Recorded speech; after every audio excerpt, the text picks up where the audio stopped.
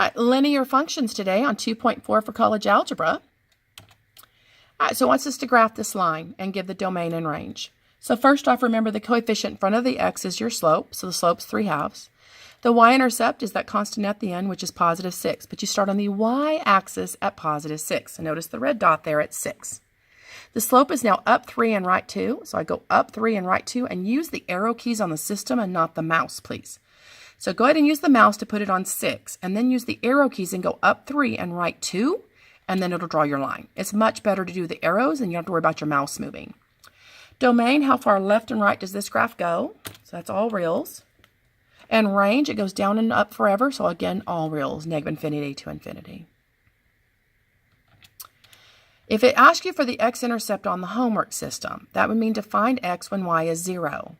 So that would mean I need to know when does this equation equal 0. So I would subtract the 6 over and then divide by 3/2. Now remember in elementary school, dividing by 3/2, dividing fractions easy as pie, flip the second to multiply. So to get that answer, I would have to do -6 times 2/3. So again, that was -6 divided by 3/2. So that'd be -6 times 2/3. If you need help with that with the fractions, please come see me, show me this problem, and I'll help you with it. All right, if it asks you for the y-intercept from the very beginning, we have the y-intercept of 6. Y-intercept means to find y when x is 0. So when that x was 0, 3/2 times 0 is 0 plus 6, so that y-intercept was 0, 6. And notice we also see that on the graph here, -4 on the x and 6 on the y. So graph it. We want to state the domain, the range, the x-intercept, y-intercept. Is it a function or not? Special name and slope. This says f of x equals 2. That's a big old fancy y equals. That means y equals 2. No matter what x is, y is always 2. So if you were to make an xy table and fill in 2 for all your y's, so you would put like the point 0, 2, 1, 2, 2, 2, 3, 2. Make a graph of that, and you're going to see you have a horizontal line. See, there's the point 0, 2, 1, 2, 2, 2, 3, 2, 4, 2, 9, 2, 102. Okay? So the graph of it is there's the graph, the domain left and right forever, the range, all the y's are always 2. The x-intercept, it never crosses the x-axis. The y-intercept, it crosses the y-axis at 2, so it's 0, 2. Is it a function? Remember, ask yourself, are the x's all different? That answer is yes, so it is a function. Special name. This is not called a straight line. All lines are straight, otherwise we'd call it a curve. It starts with an H. What kind of line is this? And that would be a horizontal line. This is also known as a constant function. So this is a horizontal line, and the name of it is a constant function because this is a constant of 2. It's always constant. Now the slope of this line, the slope here, this is going up 0 and over 1, up 0 over 1. 0 divided by 1 would be 0, so the slope is 0. On the next one, we have x equals 5. So when I go to make the graph, I'd make an xy table first. All the x's are always 5. So I'd want the point 5, 0, 5, 1, 5, 2. And once I plot those, I'm going to see that I have a vertical line. So again, this is the point 5, 0, 5, 1, 5, 2, 5, 3. The domain, all those x's are always 5. My range, how low and how high? All reals. The x-intercept, it crosses at 5, 0. The y-intercept, it never crosses the y-axis. Is it a function? I hope you're saying no, because remember the points are 5, 0, 5, 1, 5, 2, 5, 3. All those x's are always 5. They definitely repeat. They are not all different. So this is not a function. And the slope of this would be undefined, because if I go from one point to the next, it's going up 1, but divide by 0, up 1, divide by 0, up 1. See, you can never divide by 0, so that slope is undefined. So all vertical lines is undefined, and all horizontal lines have a 0 slope. It wants me to graph this equation, 3x plus 4y equals 0, and domain and range. So we'll solve for y, so I'm going to subtract the 3x over, then divide everything by 4, including the 0 divided by 4 is still 0. Now this tells me to start at 0 on the y-axis, slope is down 3, right 4. So again, pick up the line graph off of the computer generator. I want you to put 0 and then use the arrows, down 3 arrows, right 4 arrows. It's easier than the mouse. Domain, left and right forever, range down and up forever, so my all reals for my domain and range. Is it a function? Yes, it's a function. All those x's are different. Is this a constant function?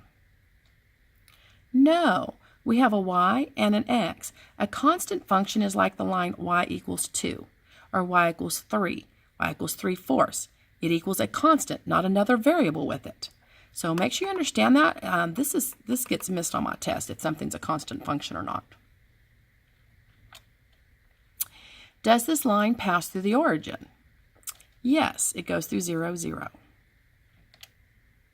All right, find the slope of a line. Most of you know this formula, second y minus first y over second x minus first x. If you need to graph your points to get the slope, you're more than welcome to have graph paper on your test, plus you got the whiteboards on the back side have graphs. So second y would be 4 minus the first y of negative 6. So that right there becomes 4 plus 6, which is 10 on top. The bottom, I want to start with that second x minus the first x. Negative 2 minus 2, negative 4 on bottom. That reduces to negative 5/2. Again, my slope, second y minus first y on top. Bottom, 5 minus negative 3. So that's plus 3. So the bottom is an 8, and the top is 0. Well, 0 divided by 8, that's going to be 0. That means that should be a horizontal line. Remember, this is a 0 slope. It's not going uphill or downhill. That's a 0 slope. Undefined would be ones like this. So you actually could plot these points and see if that's a horizontal line. All right, this time, my slope. So I got negative 10 minus 10 on top, negative 20. Bottom, negative 4 minus negative 4. That becomes a plus 4, so I have 0 on bottom. So we can never divide by 0, so this would be an undefined slope. That means that line should be a vertical line. So if you were to plot these points, you should see that's a vertical line, which is an undefined slope. All right, graph the line passing through this point with that slope. So you start with your point, and then use your arrows up 4 and right 3, and it'll graph your line for you. Very simple. Okay, a story problem, interpret the slope as average rate of change. So anytime they ask you for average rate of change, it means slope. So in 1997, the sales of VCRs was 16.7. So here's 1997, 16.7 as a point. In 2002, the sales was 13.3. So now I want to get my slope. So second y minus the first y over second x minus the first x. So that's definitely decreasing. So I'm going to put a negative 3.4 over 5 years. Divide that, and your answer is going down by about 0.68 of a million per year in the sales of the VCRs from 97 to 2002.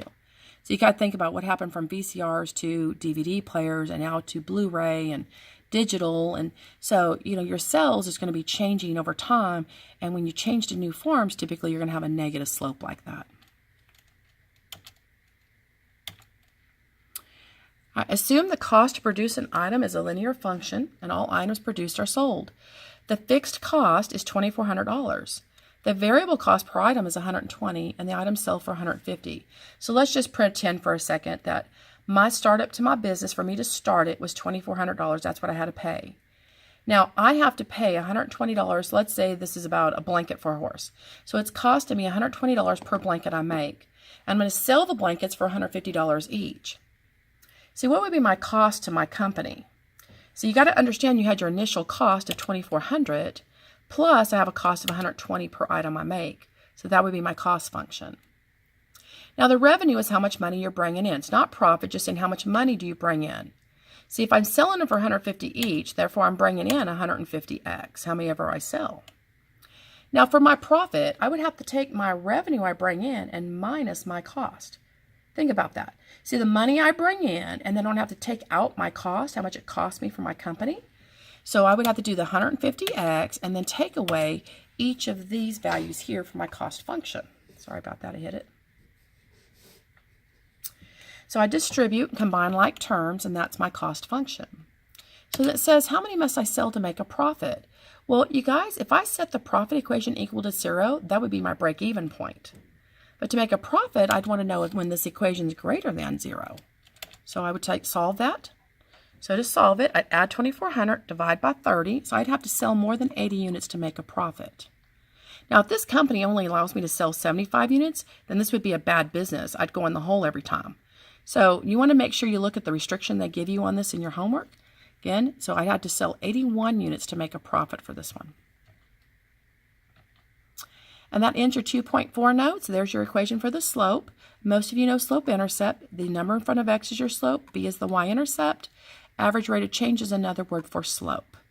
Y'all have a great day. See you tomorrow.